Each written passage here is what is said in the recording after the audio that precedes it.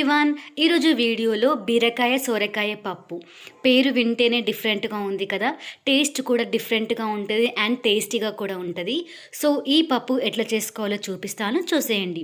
First కావాల్సినవన్నీ cut చేసేసుకోవాలి. బీరకాయ, సోరకాయ, ఆనియన్, టమాటో అండ్ కొంచెం కొత్తిమీర అండ్ కొంచెం పెసరపప్పు కూడా నానపెట్టేసుకోవాలి అనమాట. తర్వాత స్టవ్ ఆన్ చేసుకొని కుక్కర్ పెట్టేసుకొని కుక్కర్లో ఆయిల్ వేసి ఆయిల్ హీట్ అయిపోయాక కట్ చేసి పెట్టుకున్న ఆనియన్స్ వేసుకొని ఫ్రై చేసుకోవాలి. ఆనియన్స్ మంచిగా ఫ్రై అయిపోయాక అల్లం వెల్లుల్లి పేస్ట్, పసుపు కూడా వేసుకొని మంచిగా ఫ్రై చేసుకోవాలి. ఫ్రై అయిపోయాక ఫస్ట్ సోరకాయలు వేసేసుకోవాలి. తర్వాత బీరకాయలు కూడా వేసుకొని మంచిగా కలిపేసి ఒక 5 minutes మంచిగా ఫ్రై అవ్వనివ్వాలి. సోరకాయలు, బీరకాయలు ఆయిల్లో మంచిగా ఫ్రై అవ్వాలన్నమాట.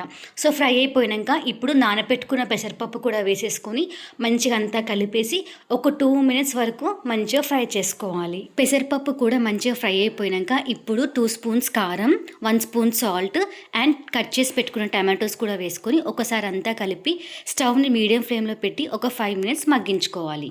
5 minutes తర్వాత ఒక గ్లాస్ వాటర్ యాడ్ చేసేసుకొని మొత్తం అంతా కలిపి కొంచెం కొత్తిమీర కూడా వేసేసుకొని విజిల్స్ పెట్టేసుకోవాలి. మినిమం 2 వస్తే చాలు, కొంచెం పప్పుగా ఉంటే టేస్టీగా ఉంటుంది అనమాట. సో 2 to 3 విజిల్స్ వచ్చే వరకు విజిల్స్ పెట్టేసుకోవాలి.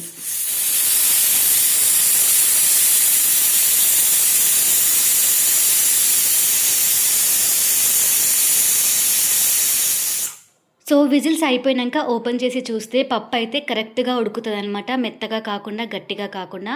అండ్ సోరకాయ, బీరకాయ అయితే మంచిగా మెత్తగా ఉడికిపోతాయి. అండ్ లాస్ట్లో పోపు వేసుకోవాలి. జీలకర్ర, ఆవాలు, ఎండుమిర్చి, కరివేపాకు అండ్ కొంచెం వెల్లుల్లి కూడా వేసేసుకొని పోపు పెట్టేసుకున్నాక పప్పులో కలిపేసుకొని ఒక 2 minutes ఉంచితే చాలు. టేస్టీ అండ్ డిఫరెంట్ బీరకాయ సోరకాయ పప్పు అయితే రెడీ అయిపోతుంది.